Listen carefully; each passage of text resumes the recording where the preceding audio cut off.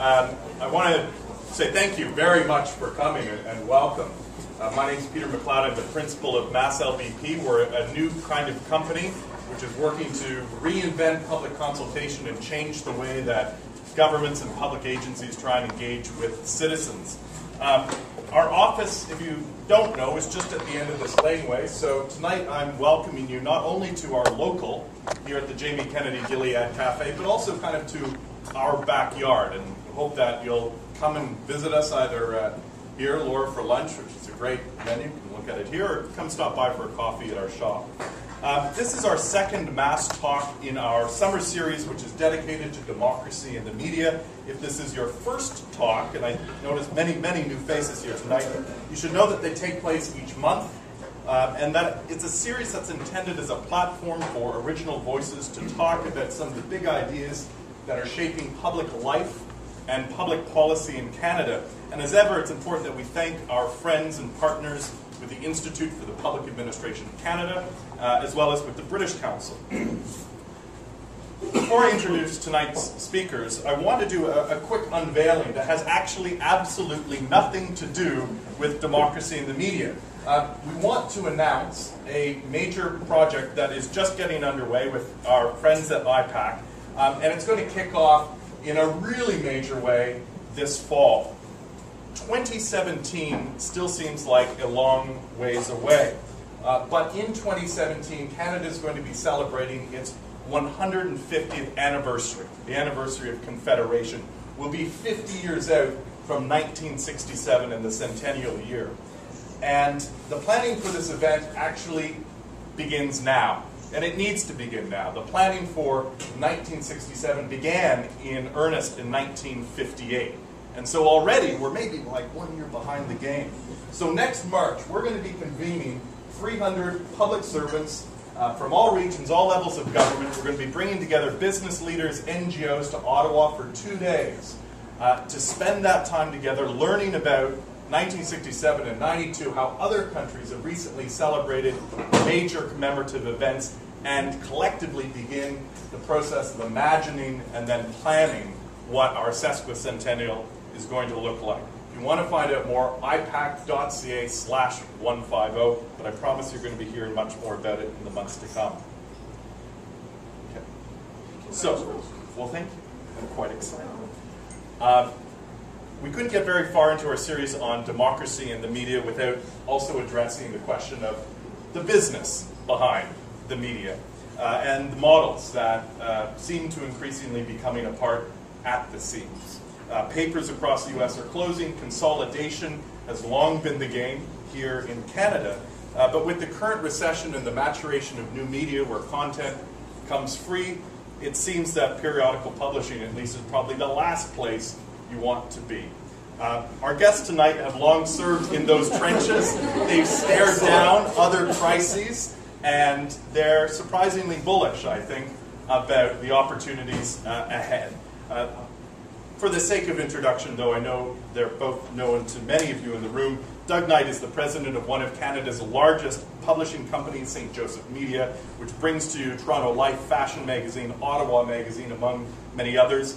He's a former publisher and CEO of both the Financial Post and the Toronto Sun, and served both as chairman and CEO of the first US-based Spanish-language newspaper chain with papers in New York, Los Angeles, and Chicago. Next to him, Shelley Ambrose is the co-publisher, along with John McFarlane, of the Walrus magazine, which itself has an interesting model because it's published as a registered nonprofit charitable foundation. But before overseeing a publication, she also worked the beat as a reporter for the Globe and Mail, and the Windsor Star before serving as a decade, and that's how I first heard her name as a producer with Peter Zosky's CBC Radio's Morningside, and later with the Pamela Wallen Show. She spent 3 years in public affairs at the Canadian Consulate in New York, organizing events and media and building the Canadian brand, waving our flag south of the border. We're going to talk for 20 minutes or so, and then really tonight we're going to hand it over to you because I know that many of you are working in these very same trenches and really know the questions that deserve to be asked. But I guess just to start, we've all been reading the same stories in the press, about the press, and I'd like to get your sense of the situation here in Canada, both in your own organizations and when you pause and you look around at some of your competitors at the marketplace. What's changed and what do you think is going to be changing? Ladies first. Yay. I am going to tell you about the walrus and our interesting little model, because we are a unique animal in Canadian publishing. But I want, first of all, I want to test a little theory of mine. So I'm wondering how many people in the room actually take a daily newspaper at home every day? How many people in the room buy a newspaper every day on the newsstand? How many people in the room have one magazine subscription that comes to their house? How many people have more than one? How many people buy a magazine once a month on a newsstand? How many people watch traditional broadcast television with the commercials? How many PVR or download and avoid the commercials? I rest my handbag. So what we're talking about here is the future of magazines, and just like that little tiny, very scientific survey, magazine readership is not the problem. Newspapers have a very different challenge. They're losing readership. Magazines aren't losing readership. If the success of the walrus is any indication, readership, we went from 0 to 60,000 paid circulation in just 5 years, which is an astonishing feat. The truth is, though, is that for most magazines and most media, no advertising, no media, period. That's it. It doesn't matter if we have 100,000 readers or 200,000 readers. If we don't have advertising, we're toast. With this most recent economic collapse, advertising and marketing is always the first thing to go in any economic collapse. This one has been, tragic. When we look at the habits of readers, though, advertising actually fares pretty well. You avoid commercials on television, you don't read the newspaper, so you're not seeing those ads. And if you do get the newspaper, you're probably, if you want to buy something, you're going to travel if you're going on a vacation, or the auto section if you're looking for a car, or real estate if you want to buy a house. Without those little targeted bits, the other advertising in the newspaper, it really isn't that effective. There is a theory that has been tested, and it's true, that if you were offered a magazine, say Vanity Fair, with the advertising, or a copy of Vanity Fair without the advertising, you would take the copy with the advertising, because it's also targeted at you, and you get it, it's informing you as to everything else that you already like. And the more targeted a magazine is, the more the advertising really fits in. If it's Golf Digest, it's telling you about golf courses. If it's Wedding Bells, it's telling you about wedding stuff. If it's Canadian Living, they're giving you recipes and coupons. So that kind of targeted advertising is fantastic. General interest magazines like the Walrus are targeted at engaged people. They're not that narrow cast where we're going to get the kind of advertising that is for rides or for golfers or for tech wizards or whatever it is. Most advertisers, there are exceptions to this, don't know what to do with something called the Walrus, which is a general interest magazine targeted at engaged people. Not male, not female, not young, not old, not sports-minded, not engaged people of all kinds. So when the Walrus was founded 5 years ago as a charitable nonprofit, the reason that happened is the founders, who did many things brilliantly, what they realized was a magazine like the Walrus cannot survive as a traditional commercial magazine that relies on advertising, which is what most commercial magazines do. So it was founded as a charitable nonprofit because it requires 3 revenue streams to survive, period. Advertising, circulation, and the third leg of the stool is charitable nonprofit donations, public sector, private sector donations to keep it afloat. They did not make this up. This model exists and is very successful in other places. Harper's Magazine, 150 years old in America, folded in the early 80s, rescued by a charitable foundation called the MacArthur Foundation, $22 million endowment, nice, which keeps that boat floating. I mean, it would never exist. And by the way, Harper's Magazine, after 150 years, has 220,000 paid subscribers in that much larger market to the south. We, the Walrus, 60,000 paid in Canada after 5 years.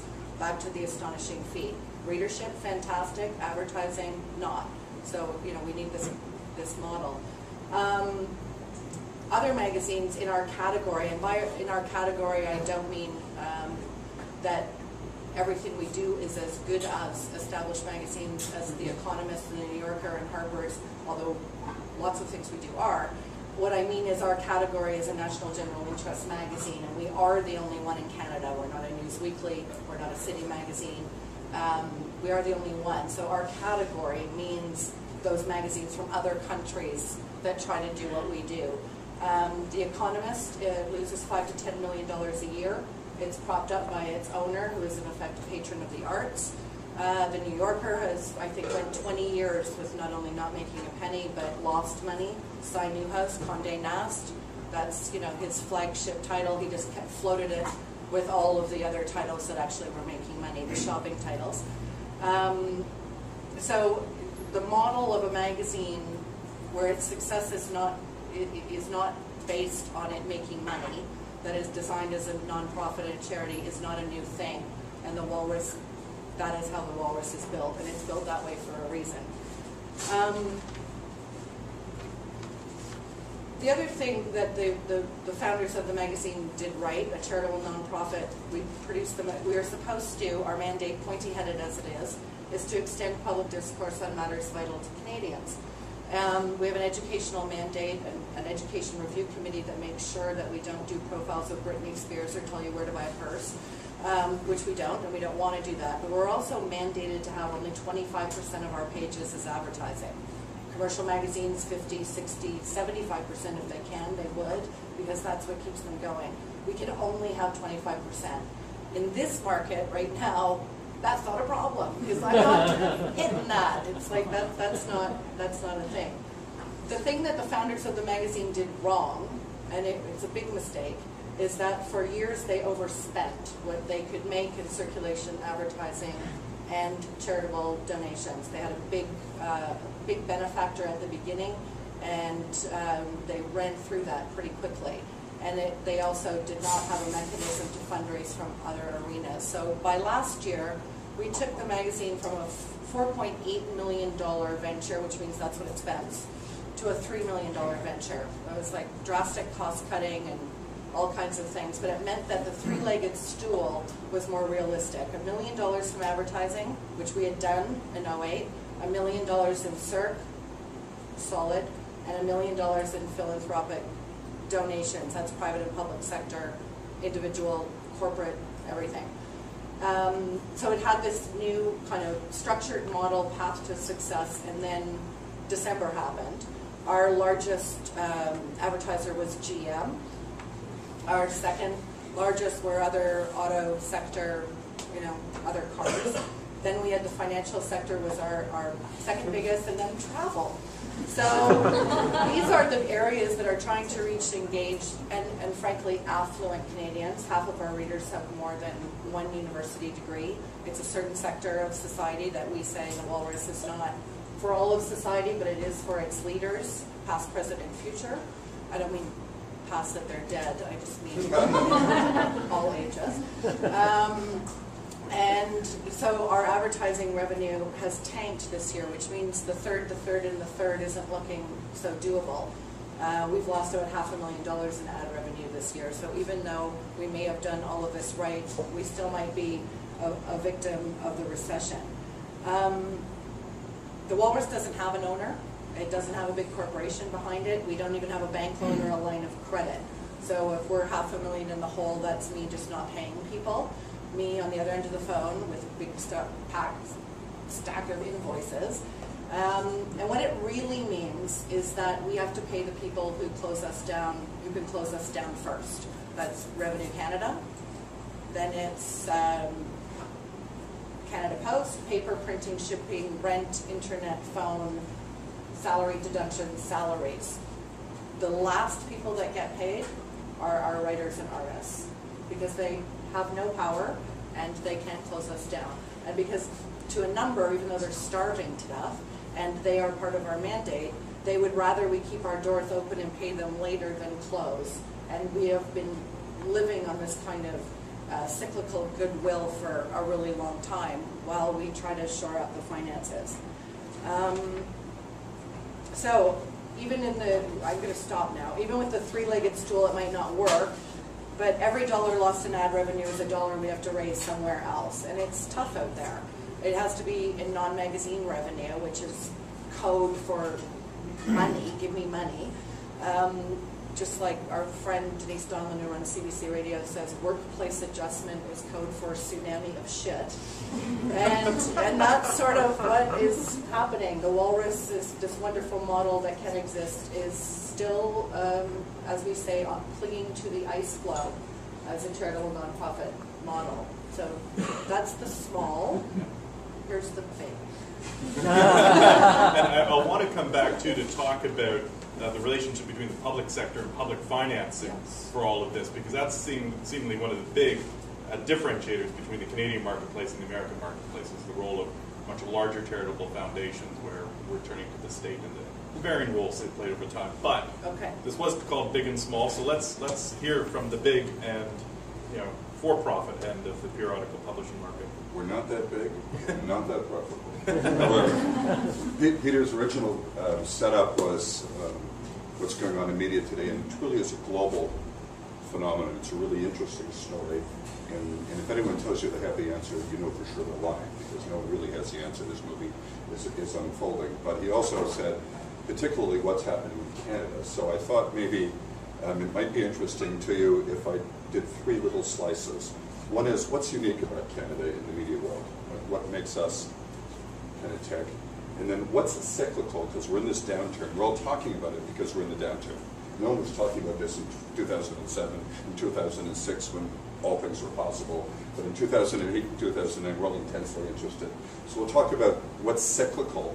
And then we'll talk about the most interesting part, which is what people are calling what's secular. It's kind of like what's the short-term impact of the economy and what's really going on, because we're in the middle of a massive transformation of the media, and it has huge impact on democracy. And in fact, at the end of the day, that's the most interesting thing, is the impact on democracy, which is, I think, where Peter, you're ultimately trying to go. What's interesting about Canada? The media is funded by, other than Shelley, two major revenue streams, and that's advertising and consumers. And consumers provide revenue streams to specialty channels by paying license fees. They provide money to newspapers by picking up the newsstand and subscribing at home, and magazines, basically the same thing.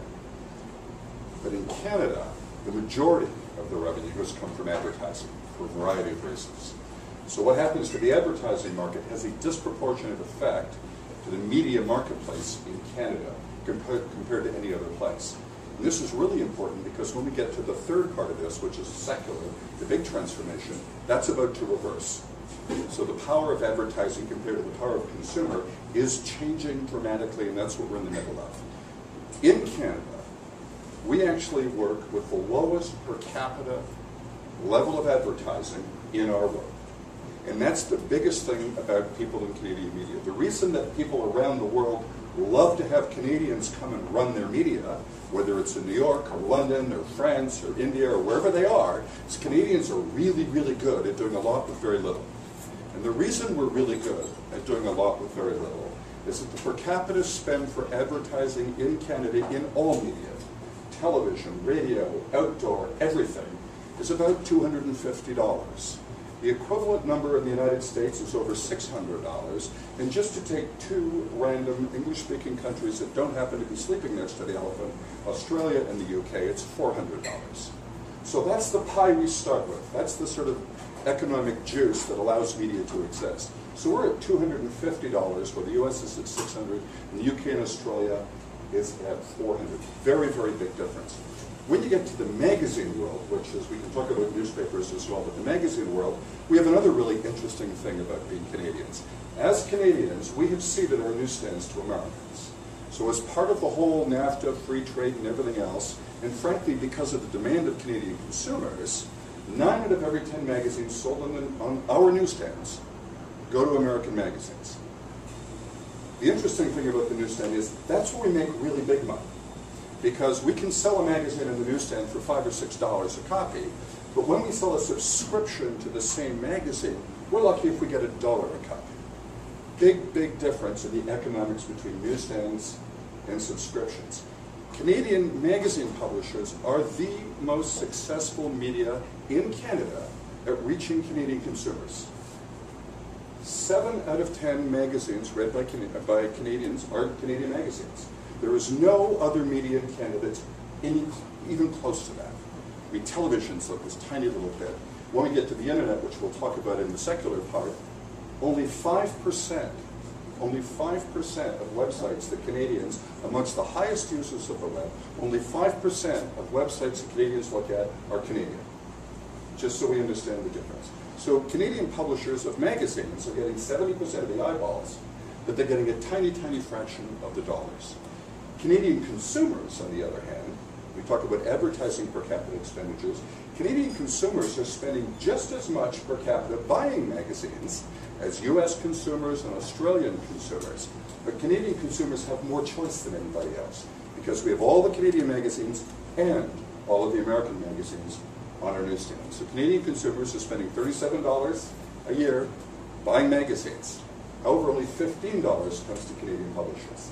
A very big difference. So we have a tiny amount of advertising relative to the rest of the world, and even though the Canadian consumer is spending a lot on magazines, we get a fraction of that, because the fraction that we get comes from subscriptions, not from single copy sales on the newsstand. So that's kind of a very simple snapshot of the economics that we're dealing with. Canadians are pretty good at dealing with that. We have a lot of magazines in Canada. The number of magazines we have continues to grow. Magazines are started and magazines fail. Magazines will always fail because magazines are the original fragmented media. Another subject we'll return to when we get to the secular change. It's about fragmentation. We are the original fragmented media. There's, as Shelley said, there's a magazine for every interest. And that's a huge strength in this marketplace. And it's an enormous strength for Canadian publishers because we can go out, if you want a gardening magazine or a recipe magazine or a magazine about public policy, there is a magazine for you in Canada. There may also be 6 other magazines from the United States that are sitting on your newsstands competing for your interest. But again, 7 out of 10 Canadians are reading Canadian magazines. So that's the good story. The middle issue here is what's going on cyclically, what's actually happening with the economy. The advertising marketplace, which fuels our economics, moves with GDP. So as the economy goes up, advertising goes up. As the economy goes down, advertising goes down. And if you look over the last 80 years, you will see this very close curve, like this, above and below zero. As the economy grows, the overall advertising, it just goes like this. But if you look at magazines, we're what's called hypercyclical. So while the economy is doing this, and advertising is doing this, magazine advertising is doing this. We just like woof up and woof down in these enormous cycles. So we are hyper affected by little changes in the economy until the downturn in 2000. The downturn in 2000 and 2001, commonly known as the dot bomb. If you remember, the 80s was stagflation. You know, the 70s we had the oil OPEC crisis. In the 90s we had this sort of long, terrible currency crisis.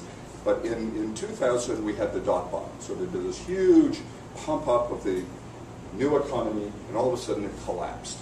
Well, right on schedule, magazine advertising collapsed, the economy collapsed.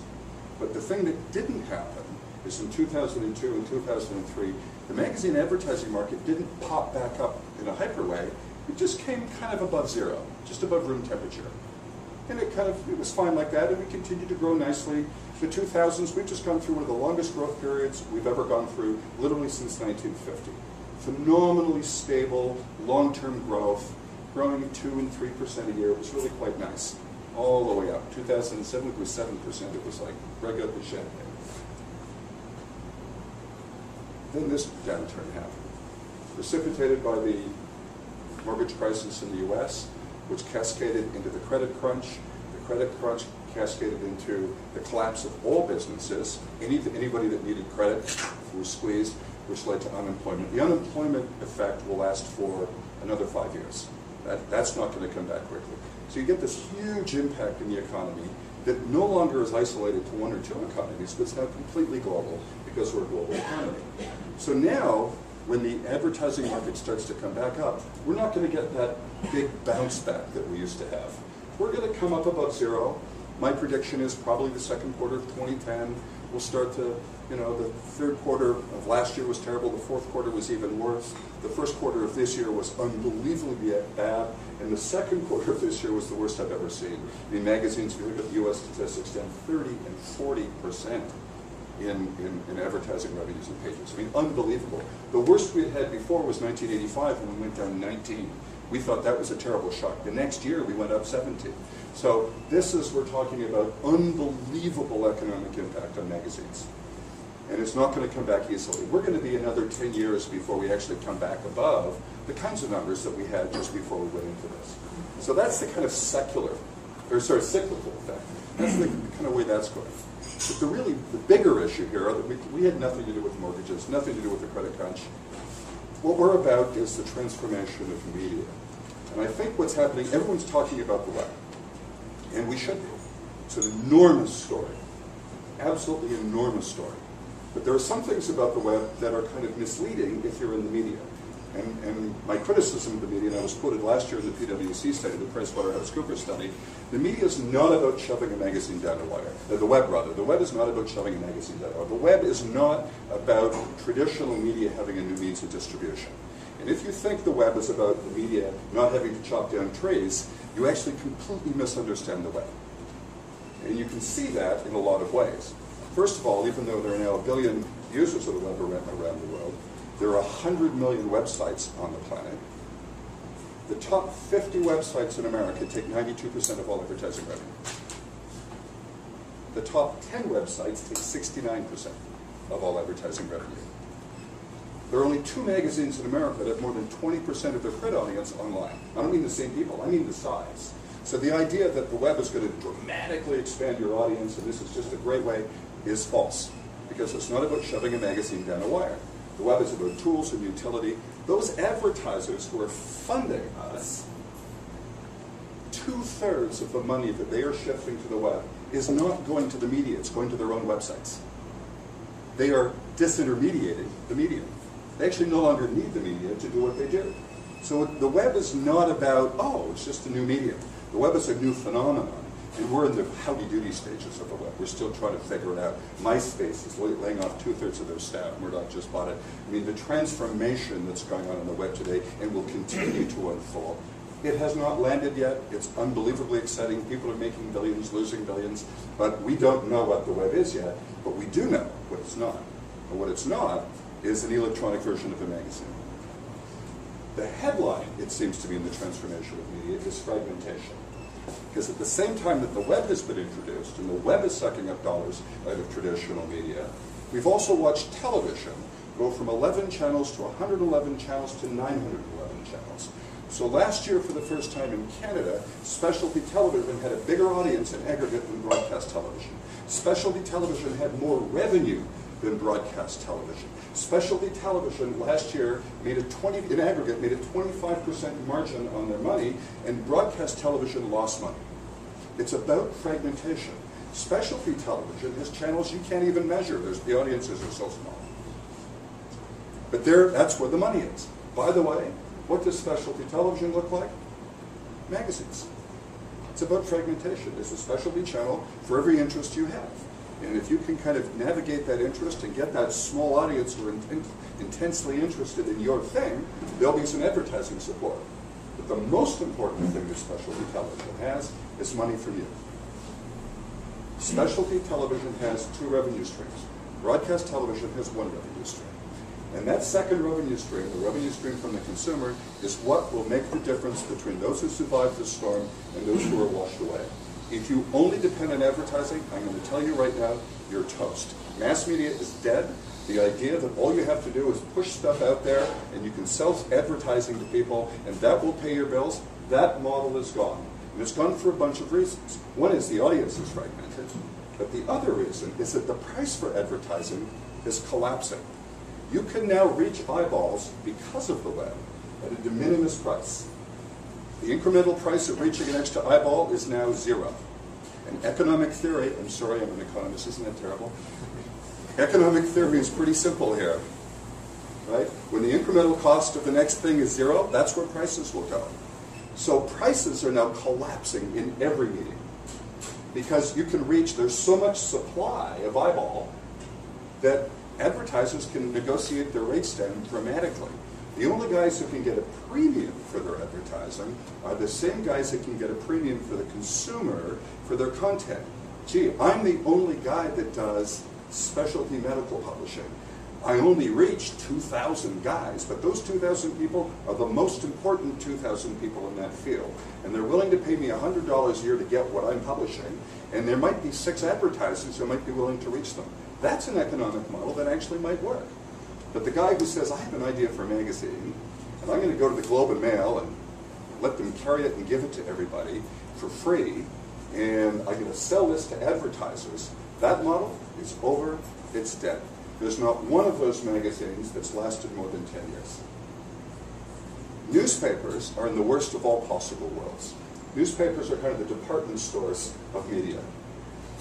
The really interesting thing about newspapers, as we know, are losing younger readers. They're not looking good. The hands being up is really perfect. But newspapers, this is going back to democracy, newspapers have been the workhorse of journalism feeding democracy.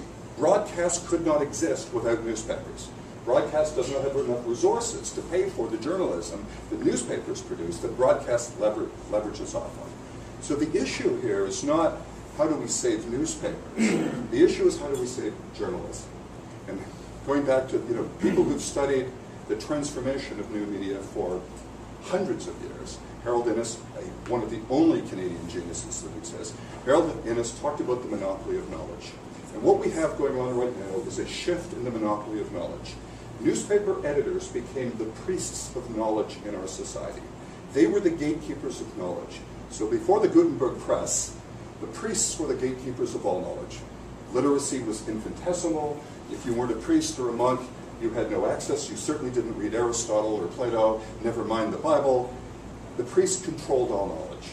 With the introduction of the Gutenberg press, all of a sudden, not only was the Bible available, and not just available in Latin, but in every local language, people were writing erotic novels. I mean, pornography just exploded after the Gutenberg Bible. It was unbelievable what happened. And priests lost their authority. And it had to become a very different thing. The newspaper editor is the priest of democracy, of democratic information, and the priests are losing their message. And that's really going to be the interesting challenge for democracy. Fantastic. Great place to leap off from, because you're telling us on one hand that fragmentation is the name of the game, and that doesn't bode so well for a national general interest publication. And it doesn't bode very well for the idea of a general public, which is going to try and deliberate in various fashions through elections, through community decisions to try and reach consensus on the sorts of choices that are ahead of us. So maybe at once cast about for the significance and its impact for a publication like The Walrus, which is providing a public good, and the difficulty of achieving anything like a public commons in such a hyper-fragmented space. I'll just do, from whatever you want. This point of view, I mean, you'll see in the States, everybody's throwing around, I do nonprofit models, right? Can we do these nonprofit models? And you're looking at, Arianna Huffington and other people getting a bunch of money together for an investigative journalism fund. This is, as the thing, we can't protect the mediums, we have to figure out a way to be able to pay for journalism. And our model, as is that if you want it, you're going to have to pay for it. And it's not, advertisers aren't going to pay to reach you, but there's going to have to be more readership, more consumer support. And it's like what, the way the CBC runs, or the way NPR runs, or the way you're almost a member society. When you look at what Lewis Lapham is doing in America, he's got this thing called Lapham's Quarterly. He has this odd idea that where people running the world don't know their history, and that's bad. So he started this thing, he started with, there's no advertising. He knew that wasn't going to work. And who he's trying to reach is very small sectors, $160 a year to get that. Now, that isn't... Is it working? Sure. Yeah. But he also has some big donors. Okay. But it doesn't cost that much because his leadership, he'll be successful at 30,000. But he wants the right 30,000. But again, fragmentation. For the Walrus, we've known all along, and we continue to know that we need this other kind of support. And I said one more thing, is that in Canada, and I've made a lot of noise about this, and I'll keep making a lot of noise about this, government support through the Canada Council or whatever only goes to magazines with a smaller than 20,000 print run. It's welfare for small magazines to stay small. If they grow to 22,000 print run, they'll go under without Canada Council. But so they can't grow, and so all those poetry and fiction magazines and the Beaver and all of these very worthwhile publications reach between 2,000 and 5,000 or 10,000 people. So 20,000 print run doesn't mean you sell them all. And they can't grow. We're an 80,000 print run, and there's not one government agency that can support a magazine like us, because they've never seen anything like us. But and should that change to support the medium, or to protect journalism? Well, to protect journalism, in that we actually have writers and write pieces that reach a wide swath of the Canadian public, not a ghetto-wide slice of the Canadian public. And that deserves to be protected. Yeah. Doug? Well, it's interesting that as people in America today are casting around for models to support journalism, they're realizing it's actually not about the food ads, it's about how do you preserve journalism. The model that Shelley's ahead of the curve, what the Walrus is doing, what Harper's has been doing, is actually one of the models that people are exploring. And interestingly, it's just a historical curiosity. One of the largest newspaper companies in America was a company called Knight Ridder. Tony Ritter was running it, and Tony Ritter sold the company a couple of years ago to McClatchy. And now McClatchy, you can buy all of McClatchy in your credit card now, but it's completely collapsed. But Tony Ritter, and they still have the Knight Foundation, and the Knight Foundation is putting out $70 million a year to fund journalism projects. And they have, whether it's ProPublica, and they've got all these grants that are going out, which are essentially to find mechanisms to support capital J journalism, which is what Shelley's talking about. I think there's a broader issue here, and that is that newspapers were actually the engine of journalism. And newspapers, the model worked for a very, very, very long time, to the point where we actually lost track of what the model was. But Walmart was paying for the bureau in Baghdad. Yep. Correct. No Walmart, no bureau in Baghdad. Walmart actually wasn't sitting around thinking, we need to sell more Tupperware at $1.99, and the way to sell Tupperware is to fund a bureau in Baghdad. Nor were they sitting around thinking, this is good for American democracy. We're going to fund the bureau in Baghdad.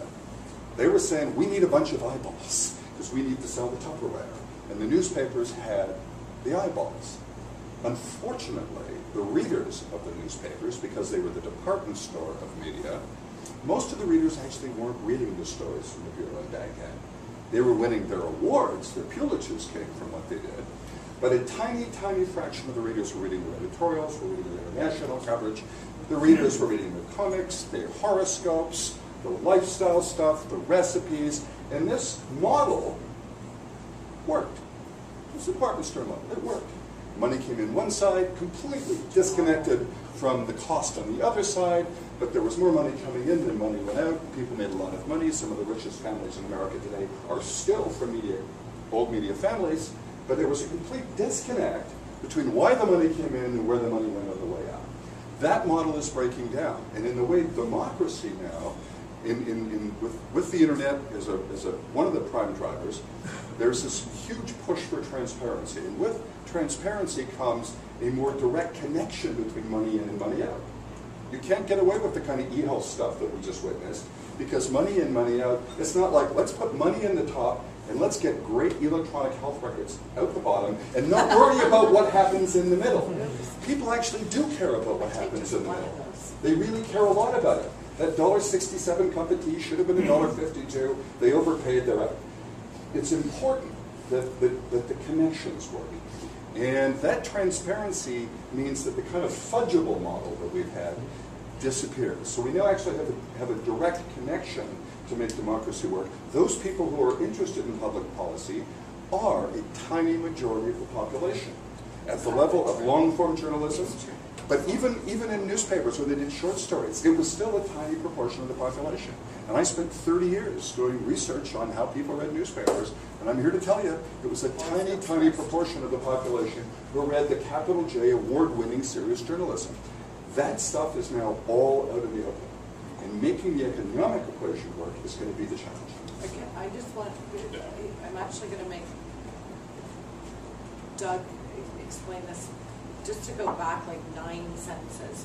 We're talking about where the web fits in and the economic model. It's not about shoving a magazine or even a newspaper down a pipe. One of the most provocative numbers is newspapers existed, especially the Toronto Star, local newspapers existed on classified ads for a really, really long time. That's where you found your apartment and your roommate and sold your badminton set and your car and everything. Found a job. Classified ads were the bread and butter of newspapers for 150 years. And then along came a little thing called Craigslist that, nobody buys classified ads in the newspaper anymore. But the economics of that are staggering. Should I do the math? Do the math. Okay. I hate that. Craigslist came onto the radar screen in 1995. It was actually formed as a little company in 1996. Craigslist didn't actually exist in the mechanism that you and I know today until 2000. So it was just a little kind of thing, and it kind of crept up and crept up. In 2000, it began to look like what we now think of as Craigslist. Between 2000 and 2008, Craigslist has been an enormous success. Craigslist, the entire organization, which is in 50 cities all around the world, has 28 staff members. 28 staff members. They are thrilled out of their heads because last year they made $80 million. Not profit, revenue. $80 million. Like, how good is that? Oh, and by the way, in addition to Craigslist, there's another thing going on, all these jobs boards, Monster.com and all the jobs boards. They've even been more successful. Last year they made $200 million. All of them together made $280 million in all of those guys.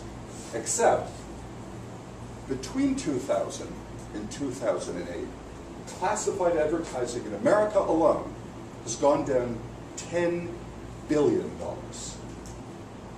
We have replaced $10 billion of economic activity with $280 million of really groovy new stuff, which does a better job. But that's what's happening. Going forward. And so that's a major dislocation. And if we're talking about government policy, right, and we're talking about trade policy, but we're also talking about grant-making policy, there's no way that any government, America or Canadian, can fill a $10 billion hole. So if we're going to protect journalism, this is my last question, we're going to turn it over to you, so think about what you want to ask. What would you be asking the government to do to address this crisis when we know the advertising is never coming back in the way it once did to support journalism and the media? I'm going to go first and I'm going your way, and then I'm just going to take the lid off this. All right. One of the things that would be a good start is if the media industry that employs people and we're actually recognized as an industry like the automotive sector.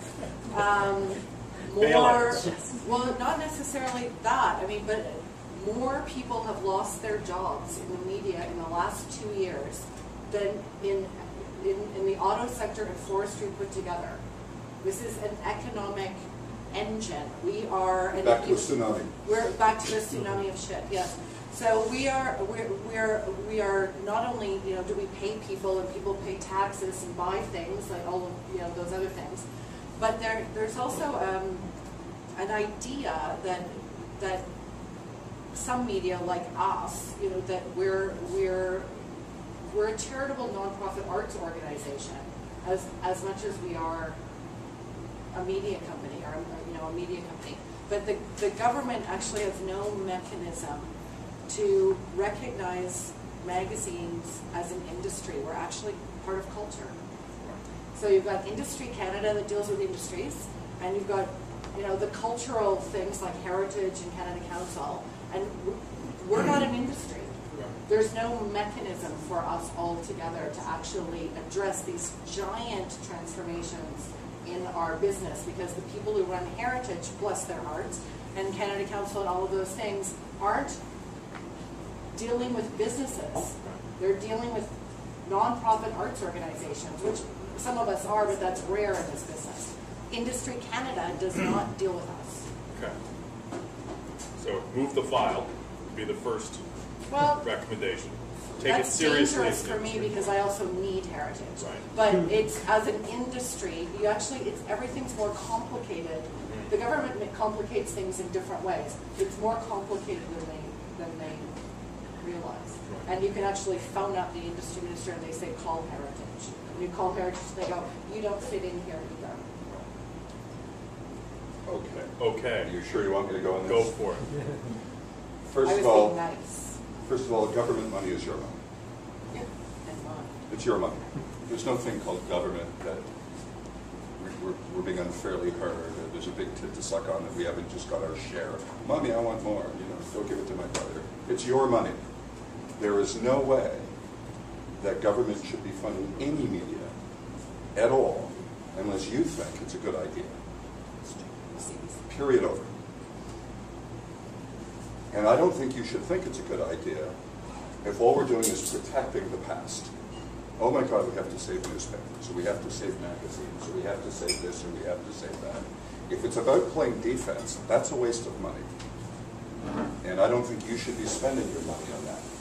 On the other hand, doing that in enough other sectors, right? No.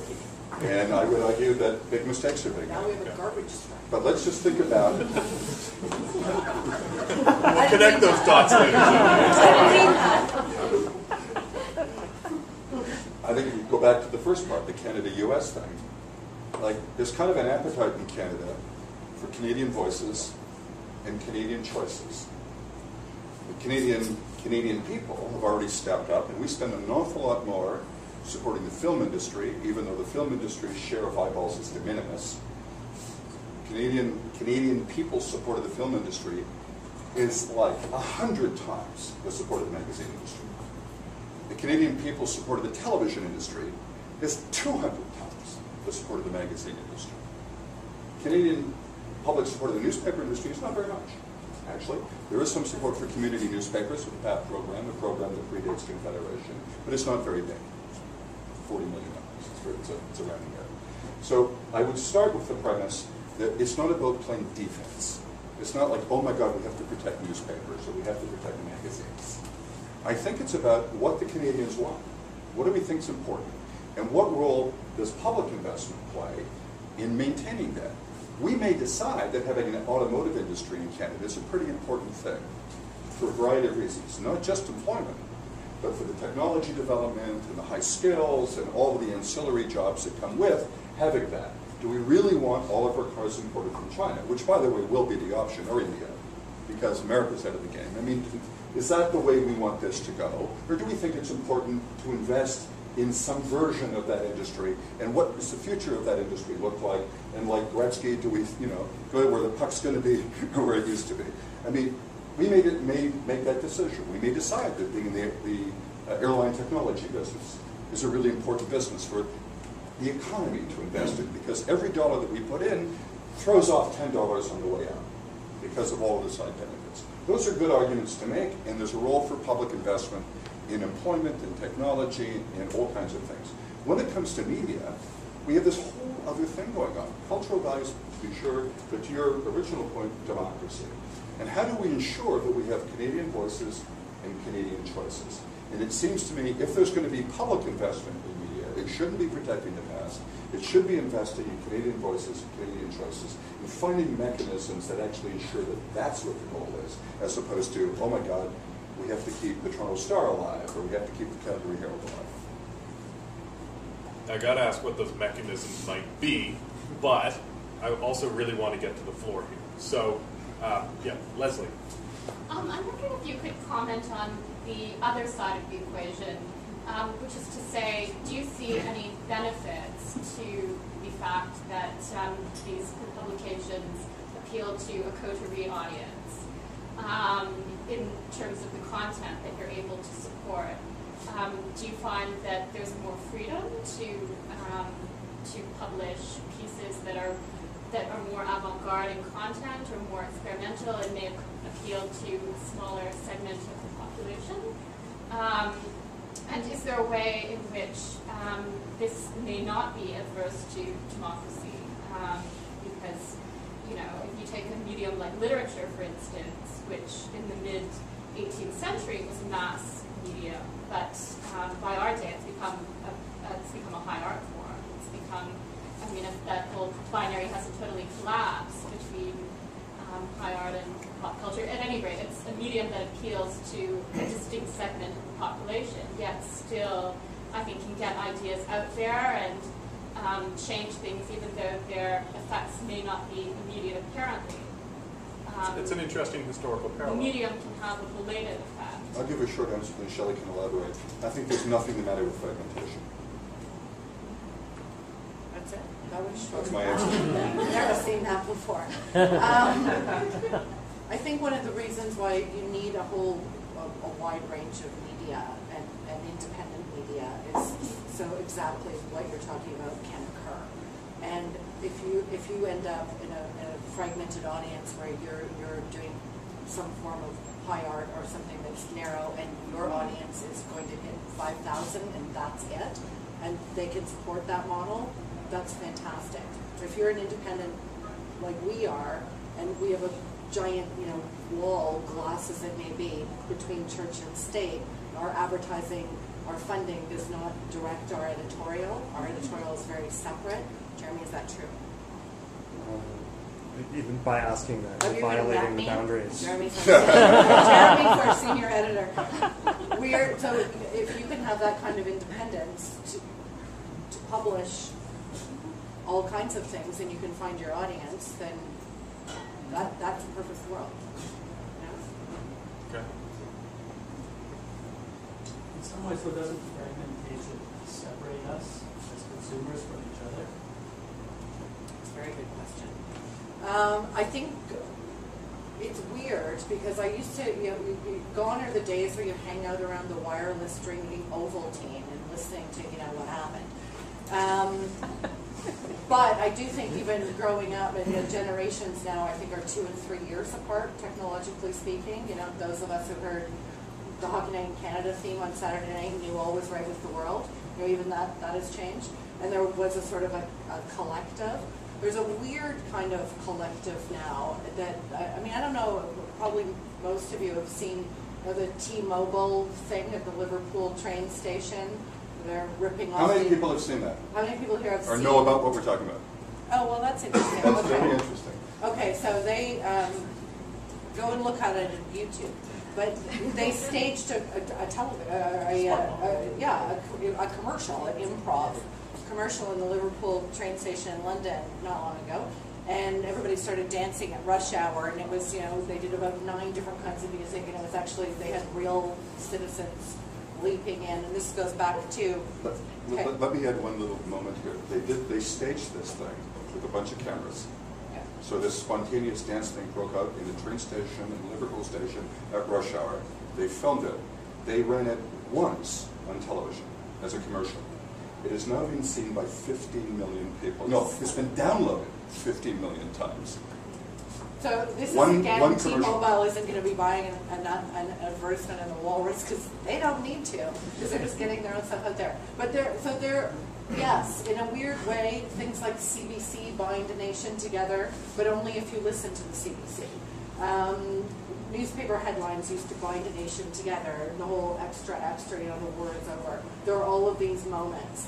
And I agree with you that is how do we do that? How do we bind a nation together, especially a nation like this, which is increasingly diverse, immigrant group, other things coming, and the vastness of this country is truly vast, as Peter Zlowski and I used to laugh about, which means we're already different from people, Canadians who live in Vancouver or Newfoundland. We're fragmented. Or the Inuit, we're fragmented anyway.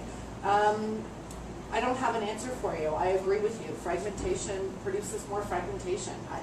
I guess you just hang out with people that golf. I don't know. I would actually give you a different answer. Great. Which is let's not fall into the trap of the roseate view of the past. That we actually lived in this kind of mass thing in the past. We didn't. We didn't. There are still today the channels to make available mass distribution of a message. 70 million people tuned in to watch Obama's inauguration. Like that, it's possible. The Oscars, it's possible. A global audience of 1 billion people, it's possible. The distribution of message, of cultural experience, this thing we just talked about, is possible like that. It's possible. How they get shared amongst people is interesting. It's viral. The way it used to happen was this really, really groovy thing called word of mouth. Well, guess what? Word of mouth is still the strongest way to influence people, and word of mouth still happens. But now it happens both physically and electronically. So in fact, the power of word of mouth, one can see, is amplified today more than it ever was. So the opportunity for us to tune into some extraordinary event, the Air France plane goes down. I mean, who here doesn't know about the Air France plane? We have lots of mass experience in this fragmented world. But we also have a greater opportunity to drill down into the stuff that's interesting. Just on a sour note on that part, is that for the most part, something that we all know about is almost always a tragedy. The Obama inauguration is, I think, a unique experiment. When we are standing in a country that got out a little more than 50% of voters last time around, and not for outreach in like a number of ways. So I think that although it's possible, and it's lovely that that many people are watching the Oscars, I still think we have an issue. Yeah. So I think journalism, in very basic terms, I think it's one of discovery and analysis. And the question of analysis of sort of discovery seems like we're given the tools more and more to discover the information. We go from a one-word Google search to a four-word Google search, and we maybe get that question quicker. The actual discovery part doesn't bring me so much. I think, for instance, seeing how what has erupted in Iran in the past couple of days, we've seen voices that perhaps before wouldn't come before. I've always struggled with the question of analysis. I found there's always been a breadthness of analysis in the world. People have information from them and they never fully understand what's occurring. And I'm struggling with that because I see one strain of argument, which is journalism is lost, analysis is lost, and I'm not so convinced. Well, Iran is really interesting. So when I think you just shed light on analysis, because that's really... It's a good question. It's a good question. I mean, you're dealing with a country that has actually thrown out foreign journalists. So in the past, we'd be completely in the dark as to what was going on at all. You may have all of the mechanism for serious journalism and not be allowed access to that story. And as a former newspaper reporter, I can tell you that if you're at the same rally or the same protest, and your colleagues at that end of the street, and you're here, and you get back to the office, you've had totally different experiences. So the more people on the ground, the better for that kind of full thing. Right now, we're not getting it. I don't know if anyone here believes that the election count was rigged or not rigged. Was it right or not right? We don't really know. We don't really have the answers to that. And the people that were getting the news out are now using all of this technology we didn't used to have. They're no longer in the dark. That's not journalism, but it's news, which is a different thing. We're getting little bits of it. And the analysis is happening outside the country based on all of this weird stuff. So I'm just saying that it's analysis has never been. It's not like there's a bureau in Iran like there is one in Delhi, and someone who's been there for 30 years who can explain what's happening in India to us. Analysis is a tough stuff sometimes. It sure matters when you see Roger Cohen this week sending his dispatches from the streets of Tehran. I mean, that's a hard thing to replace. Or being kidnapped, or or being arrested. Yeah. But I talked earlier about the priests being defrocked.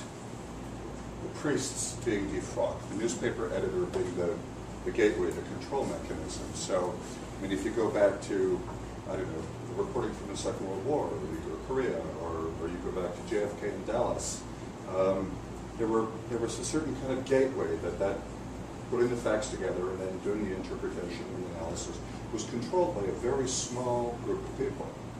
And that's been broken now. There's a large number of people now who get to take a view. Not all of whom will have all the facts, by the way. We never have all of the facts. But we've broken up the monopoly of knowledge, which Jen has talked about, in terms of how that analysis gets put together. I think the best example in terms of how this journalism still works was after 9/11, a spectacular reporter named William Langevish did a 3-part series in the Atlantic magazine on what happened that day. It ended up becoming a book, which is an extraordinary best-selling book. But that 3-part series over 3 issues, monthly issues, I mean, the week next month for the 3 issues, was one of the most extraordinarily detailed deconstructions of what happened from the moment of 9/11 forward for the next 3 months. It was an extraordinary piece of work. In the past, that piece of work would have been available only to the people who subscribed to the Atlantic magazine, this little tiny elite group of Northeastern intellectuals. Now, with the web, anybody that's remotely interested in 9/11 and what went on, do a Google search or whatever, and all of a sudden bits and pieces of that will start coming up, and they can get to it. So the audience for that analysis now expands dramatically because it's now available.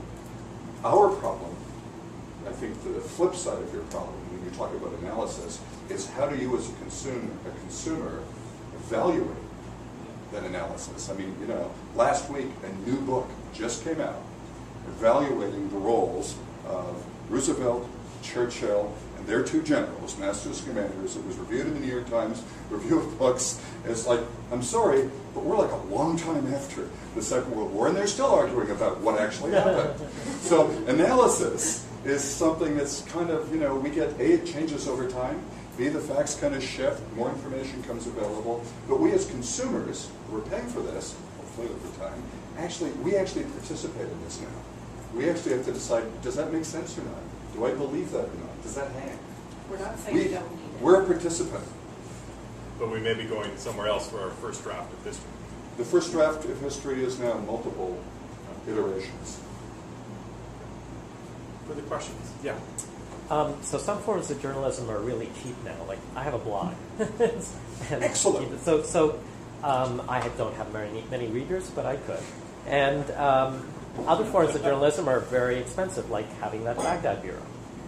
So in the States, we now have ProPublica as a model of maybe that's how we can do how we can approach the expensive parts of journalism. So getting and get some source material that can be shared. I'd be interested in comments from both of you about whether there's anything similar that we might want to do in Canada. That goes to the mechanisms bit too. I think. It does. Go on. Well, first, just on the blog thing, which is, I'd be happy to read your blog.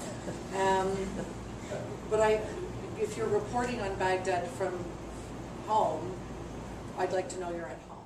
Find me a woman lawyer, find me a this.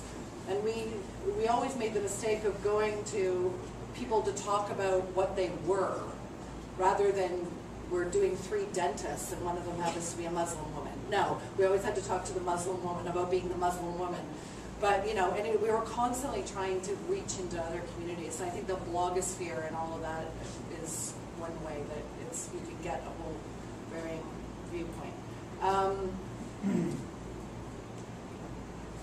I don't know how to reconcile blogging and opinion and your own experience from an experience, the kind of reporting that we're talking about. I don't know how to reconcile that. What we need in the eyes and ears in the world, and that costs money, and that means people have to be places. Mm-hmm. Yeah, and in fact, that's what I'm wondering about, is how can there be a single Baghdad Bureau that serves like a whole bunch of, as ProPublica is trying to do in the States. We have to stop being as competitive. Yeah, first of all, I would never want any government funded to be choosing who went to any bureau anywhere in the world. Having spent many, many years selecting people to go to foreign bureaus. In fact, when I went to New York, 4 of the 5 print journalists were people I'd sent down there, and then they stayed. They worked for other people. But making that decision is a really important decision. And I actually don't want to feel that some central George Orwellian body is making that decision on my behalf. So there's some issues around how that works. The expensive side of it, it goes back to your question about mechanisms. I'm actually not sure I want to defer that responsibility to the Ministry of Information and Ottawa. Thank you very much. Because So as that an industry in Canada, you're going to be creative and innovative how, precisely? Shelley's an industry. I don't think I am. But it's, I will come back. But, okay. but I think to be fair to your question, the expensive part of journalism needs to be funded by those who benefit from it, who want or are interested in it.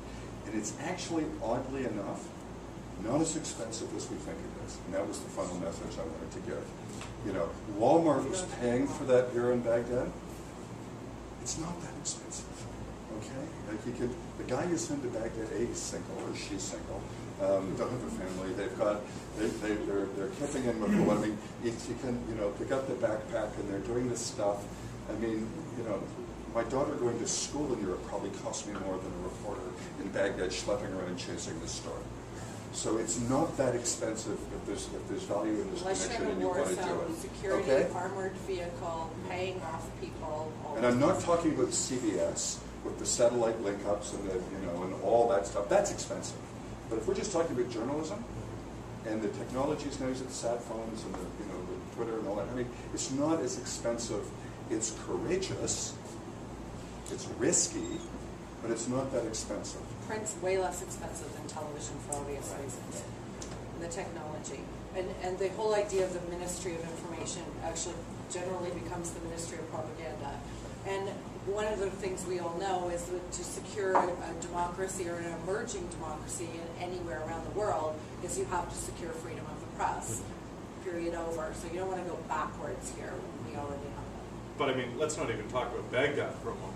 Our major newspapers are having trouble even keeping correspondence in the legislatures doing print journalism, let alone having international work, right? Yeah, but they have 18 people doing recipes and horoscopes, and that's a choice they're making. Like, I wouldn't make the same choice, but that's a choice they're making. There's a lot of money in newspapers in Canada still today. Okay, I mean, Can West is in trouble not because the newspapers aren't making money, because of the debt that they took on to bloat themselves and to buy into something called convergence, which is a ridiculous concept at the beginning, and it's an even more ridiculous concept now as they're going bankrupt. It has nothing to do with the ability of the business to generate cash. So we could afford it if we Of course chose they to can. buy. Last question. Not that I have a strong opinion. No. Glad you we do. met. I think this is fitting somehow. The question about analysis really sort of made me start thinking about credibility. And there's a piece, I think it was in The Atlantic or Harper's, about how The Economist, as a print publication, sort of cornered the market on, you know, the must-read, like Times and Newsweek and whatever, are trying to get into that model as like the credible publication that everybody needs to read, or everybody of a certain segment of people need to read to be up on the news and up on what's going on. Is that sort of credibility? First of all, I do think credibility is lacking among sort of publications in Canada in print in terms of too many recipes, nobody in the legislature. And also, do you think there's a model available in Canada to sort of have a publication or have some sort of larger, credible, I would love it to be the Walrus, you know, the must-read, the thing that everybody needs to read to have a conversation with other engaged people about? Well, two things. Yes, it should be, will be the Walrus. But the thing about everybody is a really interesting word now. Everybody you want to talk to, or everybody is interested in the same general things that you're interested in, which are, you know, smart, public policy, culture, whatever. So everybody is kind of defined by you, whatever that is. Credibility is a huge issue, and I think The Economist has done a brilliant job. They sunk a ton of money into it. They decided what they were going to be. They went like this. They paid for some of the best writers in the world. They're also witty.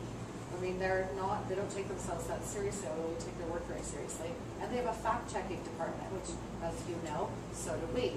And a lot of magazines don't. And you have to look at the best-selling magazines and print publications in the world are ones without any of those things. They're People magazine and the Star, not the Toronto Star, and the Globe, not the Globe and Mail, and all of those things. So when you're looking at what everybody is actually reading, it's not what you're looking for. And a magazine, our goal at the Walrus is to become what we call essential Canadian rating. Yeah, I think That's I the meant more goal. like the everybody, like when I was growing up, everybody's parents read Saturday Night. Yes. And when my parents were growing up, everybody's parents read Maclean, because a Canadian sort of like the magazine of the country. And like, I think that's definitely sort of obviously fragmented, which is a good or a bad thing, but that if there's a publication, is it possible for a publication to have this sort of news analysis thing?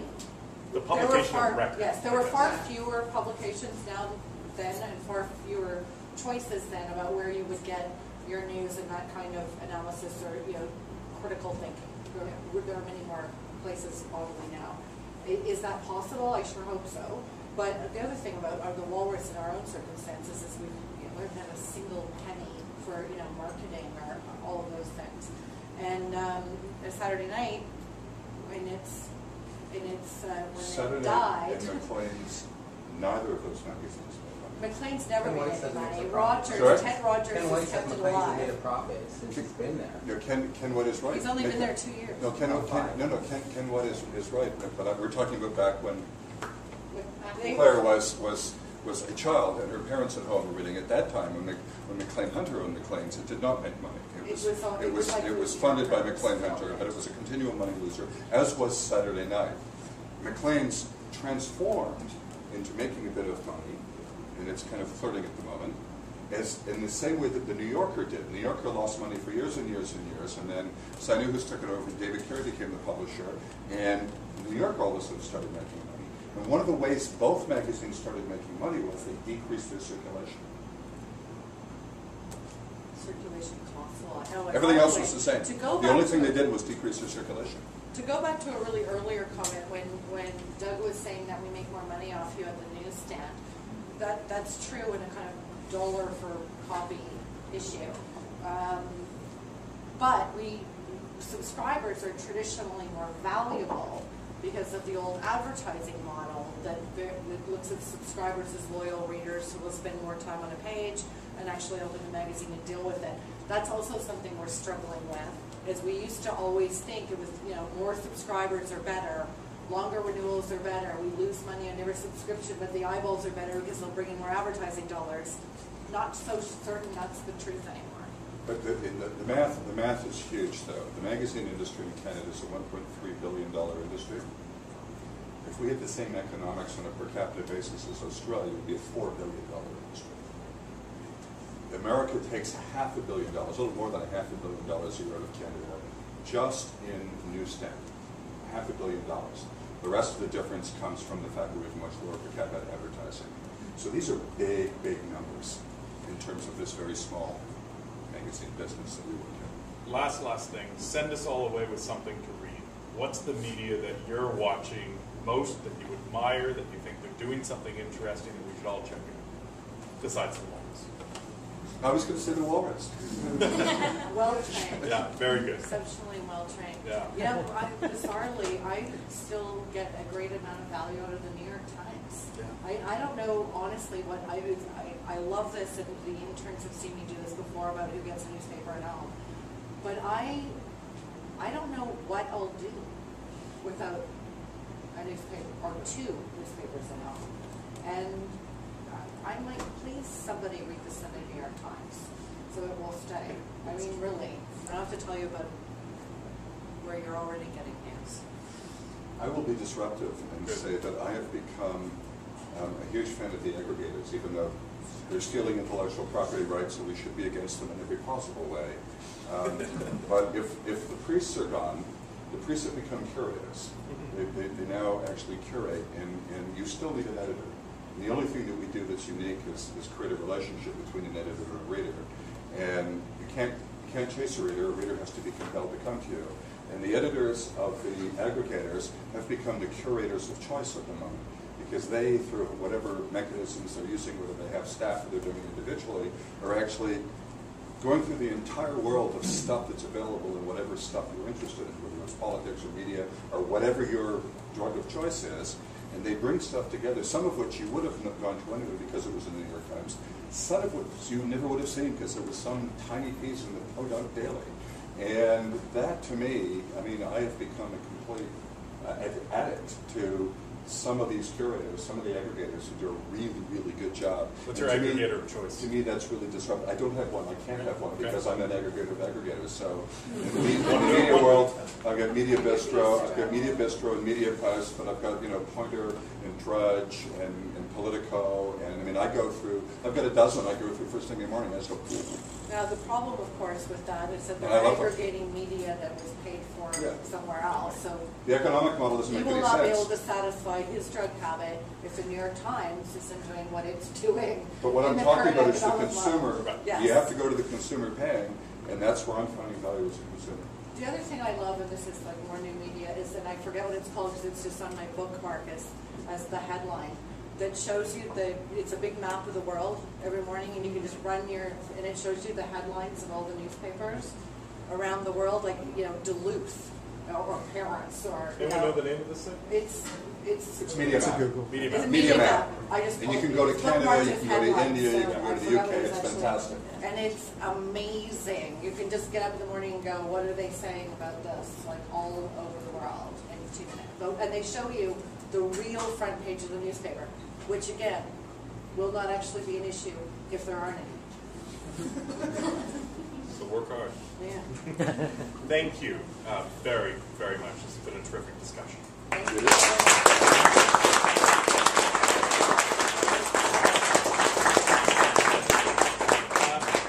One deeply undemocratic thing about Mass Talks is that we get to sit and you get to stand. But I hope you'll all stick around a little bit longer because there'll be a chance to talk with both Shelley and Doug. The bar is still open. There are free copies of The Walrus. Not that I guess that's helping you somehow, but after that discussion, I'm not fully sure how. Grab a copy of The Walrus on the way out. And know that we're going to be convening again July 21st, same time, same place, to hear from Gordana Seveska, who's a journalist from Macedonia, but is here with PEN's Writer in Exile program. So she's going to be giving us another slice to contemporary journalism, but from sites of conflict and persecution, and she'll be relating that to her experience here in Canada. You'll be getting a blast about that. The thing you can do to help us, because obviously these events are free and we love to see new faces, is to actually help us by promoting this event. You can do it in 2 ways: by sending out the next blast that you get to your friends, by sending them to our bulletin, which comes out each month as well. But thank you very much for coming. Hopefully we'll see you next month.